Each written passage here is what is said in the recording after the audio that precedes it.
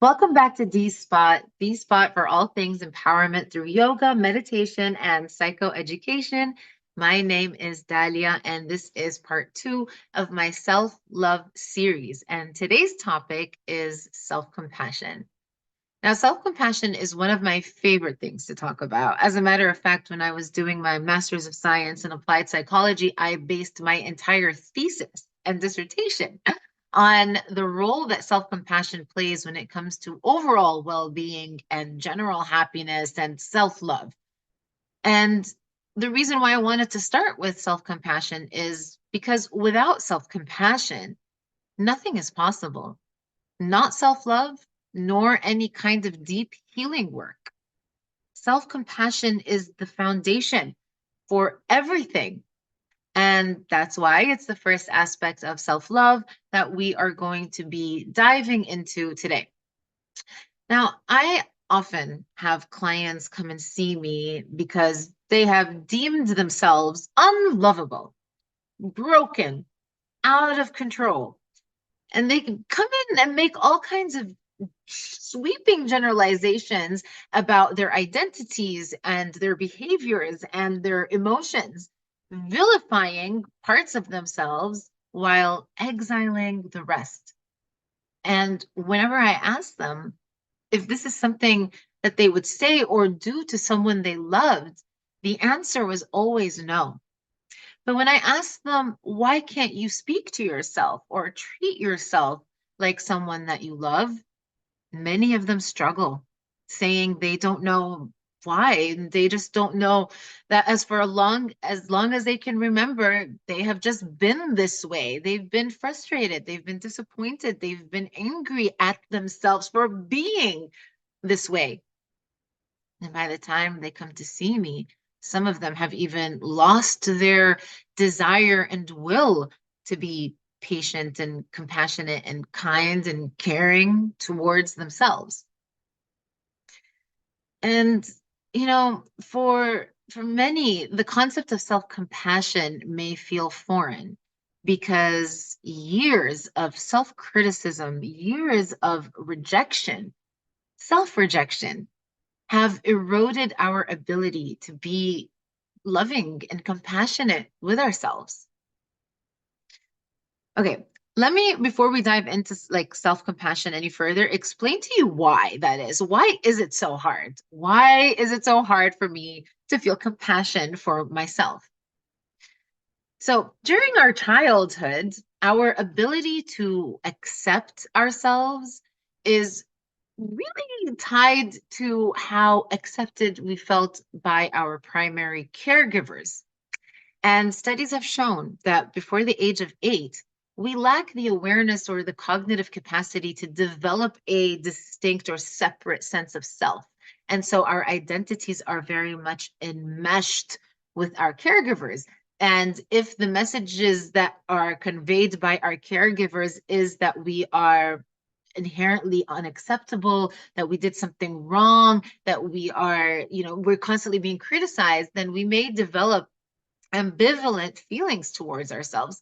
Our sense of self then becomes conditional based on how well we conform to the expectations that our society and our families put on us, on the roles that we get assigned from a very young age, leading us to internalize this belief that we are unacceptable and that we need to put away parts of ourselves and act like a certain way in order to be accepted by the people that we care about and the people that we love. So that was like a form of rejection that we experience, and that's why we reject ourselves.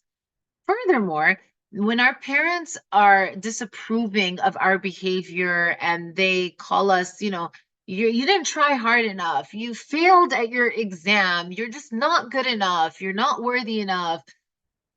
This form of emotional abuse, by the way, even though we're not here to blame our parents, they did the best they could with with what they had, it's still emotional abuse, and it still deeply impacts us because it causes us to view ourselves as well as conditionally acceptable. So then we internalize this inner critic, our parents' critical voices become our own internal critic. And then we develop this tendency towards self-criticism and just being unkind to ourselves. And I know many people who are motivated, negatively motivated by that voice in their head, that internalized voice of our parents. And ultimately, we end up parenting ourselves the same way that we were parented originally. So if our parents used to motivate us by criticizing us, guess what?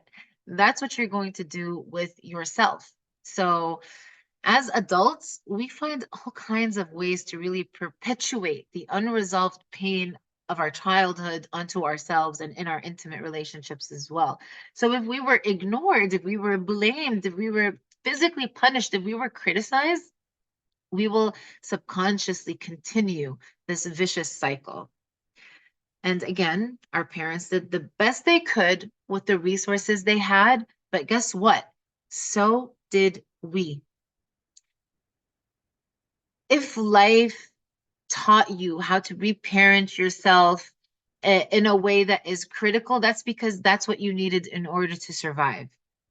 But when you learn how to reparent yourself consciously and you start to love yourself and you start to show compassion to yourself and to meet your own needs, when you can be your ideal parent for yourself, oh my God, it's life-changing and you will get there. But in the meantime, I just want you to know one thing, and this is really important.